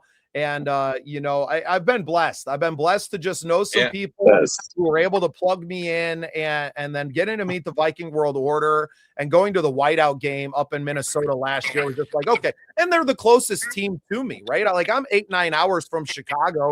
I'm 5 hours from Minneapolis. It's a lot easier to get to the cities and see a game. I have a lot of friends up there that play music as well. So anytime we go up, I book a couple of shows and I'm able to kind of make a weekend out of it, right? Or go see the Twins. We were up there too. So yeah, this is all about access at the end of the day. Like, can we grow our platform big enough to be able to do what you've done and to get into some of these Yep. big So events and get some sideline credentials eventually. I'm hoping Well, to I've be. been a I've been a Packer. You know, I'm 52 years old, and I noticed most Packer fans became Packer fans when Brett Favre came into the era, and you know, and Aaron Rodgers. Fucking hated Favre. I've been a Packer fan since 1978. In When I was green and four, purple. when I was 4 or 5 years, actually, my first Packer game I watched was with my dad, and it was the Packers versus the Vikings. Mm. That was their very first game, and that was David Whitehurst and Lynn Dickey. That's when I started. And most Packer fans, Brett Favre. Now, my favorite quarterback of a Packer of all time was the Magic Man. He was the one I would hope. Yeah, he was the one I would hope that would have played for 70 years. I love Don Mikowski. In high school, because of that, everybody called me the Magic Man. Even my teachers wrote on my paper Magic Man. They drew a wand if I got an A or something. It was great. It was great. But my first game was, and I think so many weeks ago on YouTube, they showed that game on here. And I remember it brought back a lot of memories. It was the same game the first game that I watched versus the Packers and Vikings. The beautiful thing with me is my first game was October 2nd, 1982. And that was the game when Billy Sims karate kicked Stevie Brown, the cornerback for the Houston Oilers, to get a first down. And then next year it became a rule that you couldn't karate kick people. So that was what made me a Super Lions fan at the age of 12. And 40 years to the day, I got to take my father to his first game at Ford Field. Mm. So that was awesome. Even though it was a losing effort versus Seattle, it was really cool to have that, circle of life moment. Cody, you grew up a Vikings fan. I'm assuming you've been to a game either at the Metrodome or at US Bank? I went to one game at US Bank back when we had Tavares Jackson. Wait, no. Christian Ponder. Oh, and yeah, we actually ended up winning that one, so that was sweet. Oh, okay. But other than that, I know, especially with him. Of course, it was Adrian Peterson carrying the load. But man, now you guys got me thinking. The first game I ever remember watching as a Vikings fan, it's got to be, I want to say, Randy Moss's first or second year. He was doing kick return or punt return, and he took one back against the Kansas City Chiefs. And yeah, that was year two. That was year two? Yep. Okay. Yeah. No, that's always stuck out to me. And even growing up, you just mentioned my greatest. Everybody says Aaron Donald was the worst. Aaron Donald was the worst draft miss by the Lions picking Eric Ebron. No, it's worse. In that draft that Randy Moss was picked 28, do you know who we picked 27? Terry fucking Fair. A punt returning corner that couldn't cover anybody with a blanket. Yeah. That's tough. That's very tough. I cried that draft. I was like, he's right there. Man. So, Steve, are you do you do the podcast with Jer occasionally? You got your own show or anything that you do, or what do you do? I'm actually thinking somewhere down the line of starting one, but right now, like I just love going on like his show and all the other shows. Like I even found another one. It's a Bears show. There's 4 guys, and they're really cool guys. They're really cool guys. It's a Bears show that I found, and they respect me. We had a little fun trash talk, but it's what I enjoy. Just to talk football, because here where I'm at, I live in West Virginia, okay, and here where I'm at, outside my one friend John, who's a 49ers fan, I don't really have anybody to talk football with. Now my girlfriend here is a Colts fan, and so forth, but still, no one really has the knowledge for me to talk football with. That's why, like I said, I just want to talk. I don't really want to trash talk. Like I said, I enjoy JB, and I could bring it if I wanted to, but I'm not really a disrespectful guy like that. you know. No, but it's whatever. your only team. It's your only chance to talk about your team because you don't have it. You're not a local fan, right? And that's like the beauty of the internet now is that you can still like follow your team and find community and have people to talk to about it. And even if you only get together once a week, and to me, that's what was cool about the Tape Never Lies network. Shout out to my guys. Draft Dr. Phil. And now they built a whole network. They got shows every day. They got, ex-Bears that are coming on with them and hanging out. And they've really grown this thing, but they were in chat rooms and shit way back. Like in the late 90s, they've been doing different chat rooms. And then Bears Bar Room was another one that did it. And I started following them there. And then they've just been growing and growing and growing, where their YouTube channel's got 16,000 subscribers or something now. And they get a huge following, people tuning into their live stuff all the time. But it just grew from being in small communities of Bear, because one of them's from Connecticut, the other one's in upstate New York. So they've always been out of town Bears fans and really growing from there. So seeing what they built gave me a lot of confidence to come out and build this network. We do a pregame show before the Vikings games. This week's different. We did our pregame coverage on Tuesday for Vikings United, but this is kind of exactly what we want the show to be. Yes. Being able to bring in the opposing team in on Tuesday nights, talk ball, talk about the game coming up, talk about the game that was, and just have some fun with each other and share it, right?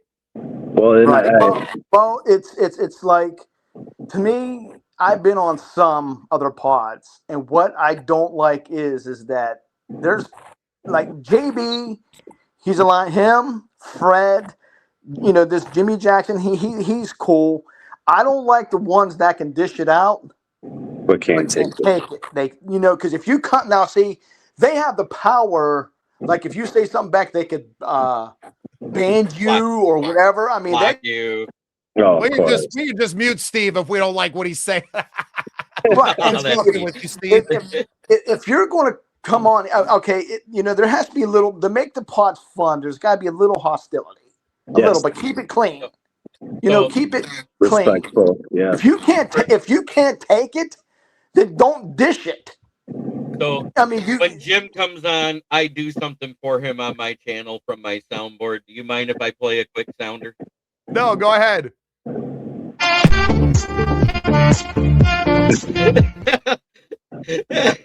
love it. Oh man. But yeah, no, Steve, I'm with you. I got that same mentality. You want to have a place to come and talk football. Everybody have respect for everybody. But if someone crosses that line, you're willing to dish it back. I'm kind of the same way. Don't take my kindness for weakness because these hands work. You feel me? Right. So Amen. it's the same Don't thing. be a keyboard warrior if you can't back it up.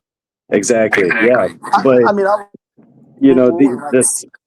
just have, you wanted the space to talk football, not very many people might have that knowledge, or the same level of knowledge to talk that football, but there's also not that very many places for people to go and feel comfortable to speak, about football. And so this is why we're doing what we're doing. And, right now it's for fun. Who knows? It could build into something bigger and better. And we could probably all one day meet at a Vikings game, doing it on the sideline. And, Cody, if we get into one game, right? Or even if we just get to for us, the VWO, most of them are season ticket holders, right? So if we could get to the point where we want to start covering it and being at their tailgates when possible and doing the show live from there. So if this show gets us into one game that we didn't have to go and buy tickets for, it's a win, right? Yeah. And just being able to hang out and talk ball, your show, I'm sure you feel this way, Jer, your show is wildly, it got you into a draft, dude. Yeah, that's crazy. That in my writings. I started them the same season, the 22-23 season. And in 2 years' time to be able to be at the draft was amazing. It was an honor. Thank you to my publisher for applying for my credentials to get me in there. Scott Morganroth, who's originally from the Detroit area, he moved to Florida, started the South Florida Tribune, and he bought the name of the paper that he wrote for in Detroit called the Motor City Tribune. So that's where all my articles go in the subheading under the South Florida Tribune. Well, because of him and his connections, I got hooked up with Roundtable.io, which is an app you can download on your phone, and they have different shows and different for all 32 NFL teams.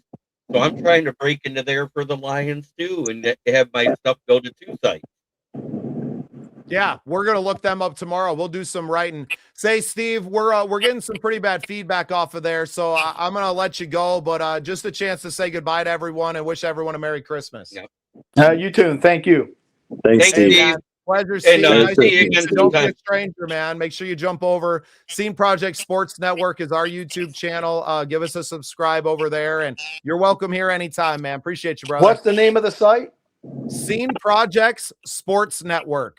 Okay, I'll check it out, and I'll do Yeah, that. SPSN. Okay. Well, and Appreciate Bubba, you, I Steve. Have a mean, Merry Christmas. You too, and you guys be safe. God bless.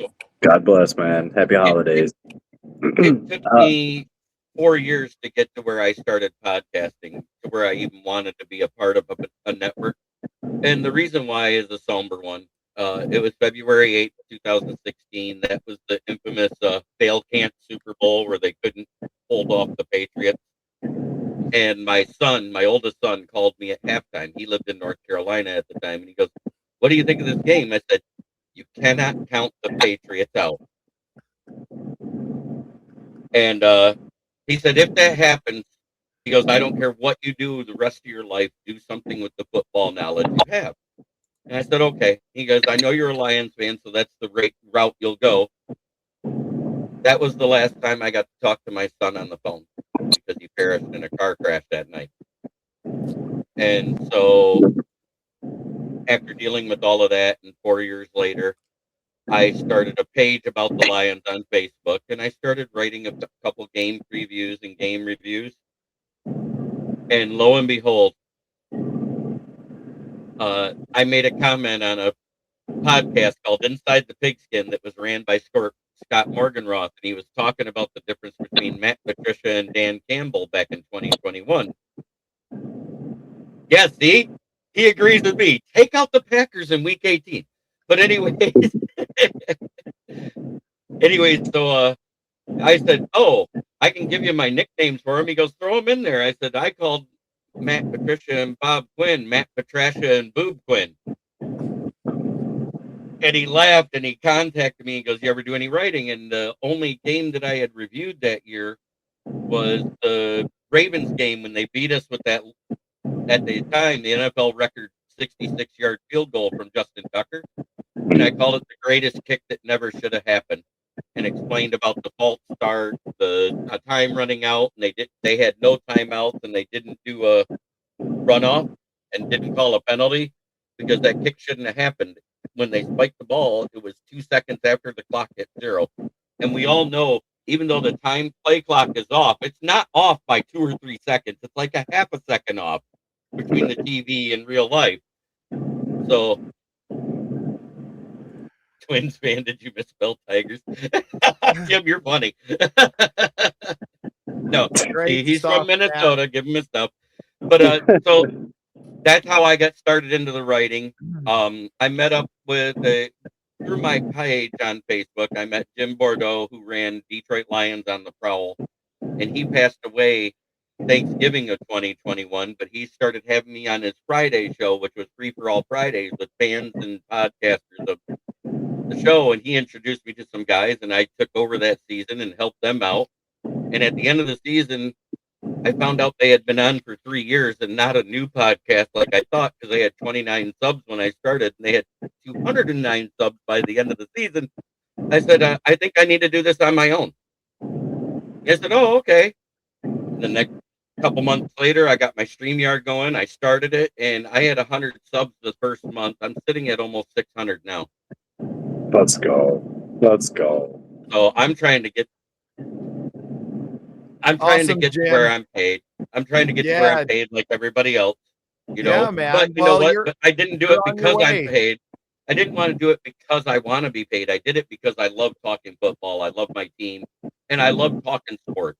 And Mhm. Hey, we're going to follow in your footsteps with the writing gigs, man, because I think what you just explained there is that when you look at the stats and you listen to the winners, that you're not getting any context, right? Right. You're not getting any context about how the game was won or lost either way. And that's a valuable asset, I think, to our stack now, as well as kind of getting more writing out there. And I'm releasing these as podcasts on our podcast versions as well. At least the Vikings United, the pre-games are kind of, pre-game is pre-game. We'll do those as a live stream, but yeah, man, it's really cool to see what it's done for you. Really sorry to hear about your boy, man. That's awful for any parent to have to go through, Yeah. man. So our hearts go out to you.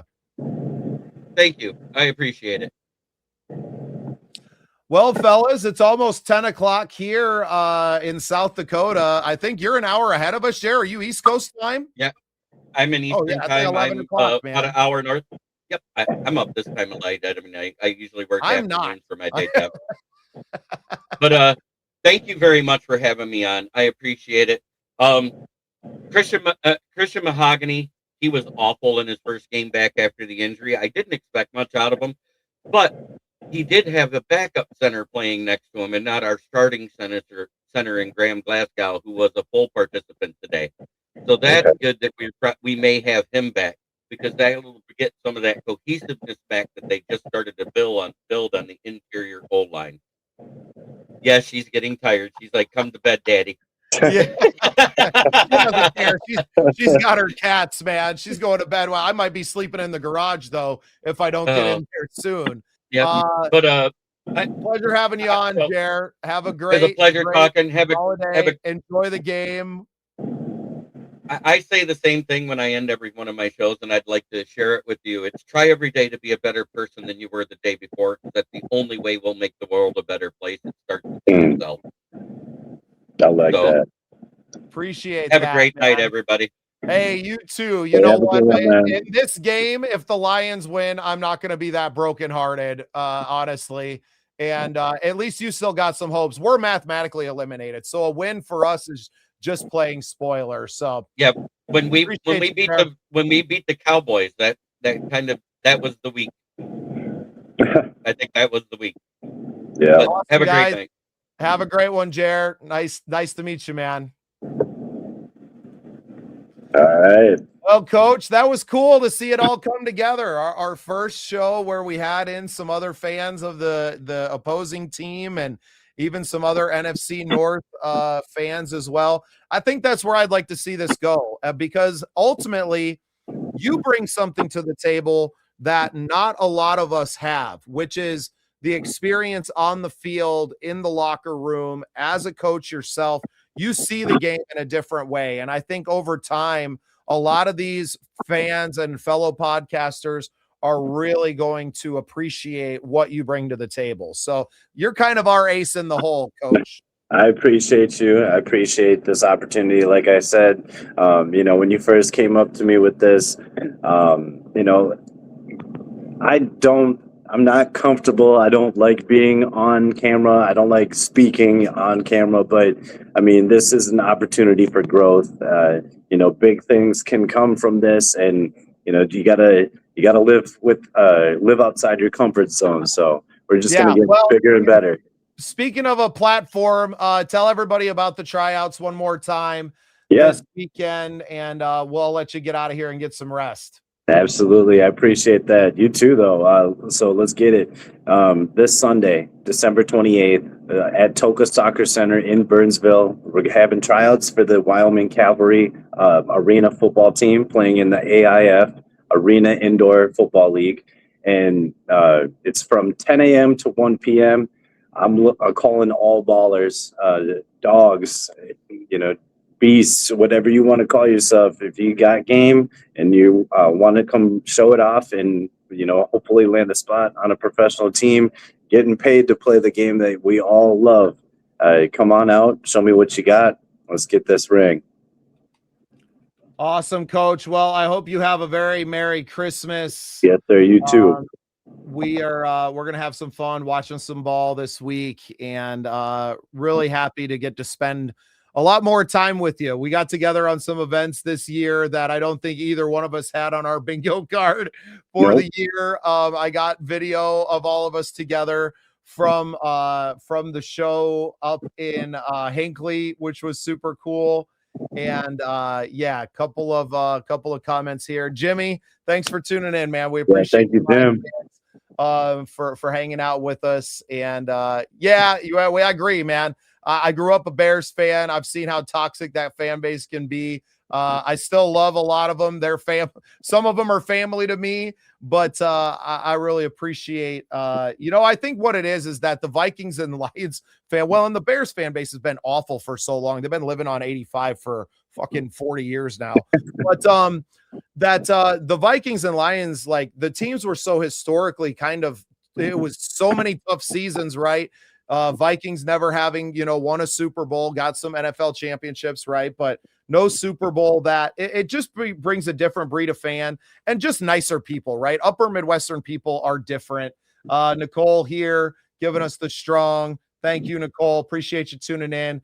Danielle says you look exhausted. I'm sure I do as well. The hat's covering it up a little bit, but Coach, I love that we get to spend time together like this, man. We get to talk ball. And we're going to do a lot of good with this show moving forward, too. So everybody make sure you subscribe to our channel, follow along with our coverage. We're going to be talking more football as we go through when we're going to be doing a lot of draft coverage as the season comes to a close here in the next few weeks. So we'll have a lot of draft coverage. And then after the draft and the Super Bowl, Coach starts his season with the Wyoming Cavalry. So we're going to be still covering football. It's going to be indoor football league, right? Yep.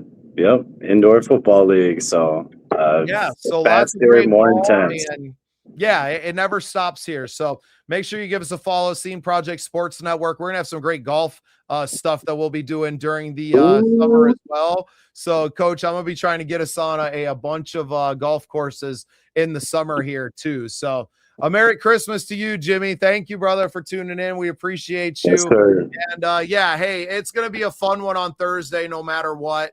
And either way, like I said, I'm not going to be too disappointed if the Lions win because it keeps us in the fourth place schedule.